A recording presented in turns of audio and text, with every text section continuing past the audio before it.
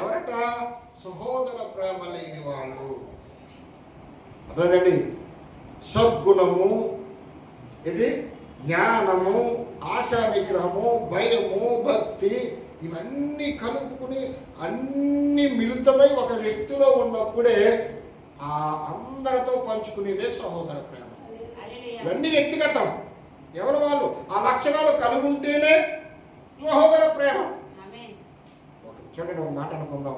ఒక వ్యక్తిని మనం అమితముగా ప్రేమించాము, అప్పుడు ఆ వ్యక్తికి ఉన్నటువంటి ఇష్టాలు ఏంటనేది మనం తెలుసుకోమా?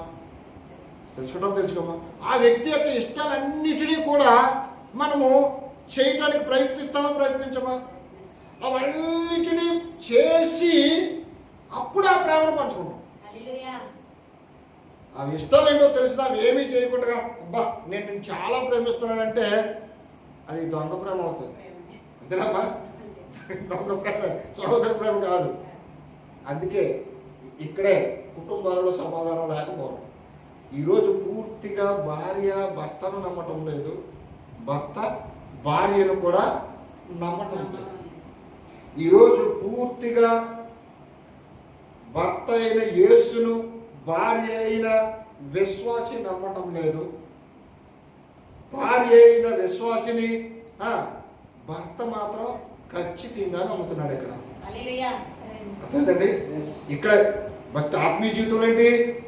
భర్త అయిన యేసు భార్యను పూర్తిగా నమ్ముతున్నాడు.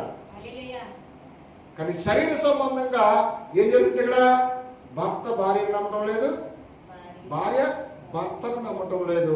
ఇంకా ఒక మాట చెప్పండి, వాళ్ళిద్దరూ ఏక శరీరమై ఉన్నారనే సంగతి మర్చిపోయారు. అర్థమైందండి? వాళ్ళిద్దరూ ఏక శరీరమై ఉన్నారు, దేవుడే వారిని జంట చేశాడు అనే విషయాన్ని కనుక వాళ్ళు కలిగి ఉంటే ఖచ్చితముగా ఏంటంటే ఆ ప్రేమే వేరుగా ఉంటుంది. కళ్ళ ముందు ఒకవేళ ఒక మాట అటు ఇటుగా అనుకున్నా కొంచెం దూరం అయితే వాళ్ళు పడే తపన చూస్తే తెలుస్తుంది ఆ ప్రేమ ఎంత. అర్థమైందండి? కాబట్టి అలాగనే ఇప్పుడు మన పట్ల క్రీస్తు అంతగా ప్రేమ చూపిస్తున్నప్పుడు మరి క్రీస్తు పట్ల మనం ఎంత ప్రేమ చూపించాలి? ఆయన లక్షణాలు ఏంటో తెలుసుకుని ఆ ప్రకారంగా జీవించడానికి మనం ఎంత ప్రయత్నము చేస్తే అంత అభివృద్ధి దేవుడు మనం చేస్తాం. అంతేనండి? మరి ఇప్పుడు ఆ సహోదర ప్రేమ చూపించకుండా, ఆ యొక్క లక్షణాలు ఏమి మనలో చూపించకుండా నేను ప్రభువుని నమ్ముకున్నానని బైబిల్ పట్టుకుని ఎన్ని రోజులు నడిస్తే దేవుడికి సంతోషం, ఇప్పుడు నీకు సంతోషం? భూ సంబంధంగా మాత్రం నువ్వు అడిగిన ప్రతిదీ నువ్వు పొందుకుంటావు, కానీ ఆత్మ సంబంధంగా మాత్రము ఖచ్చితంగా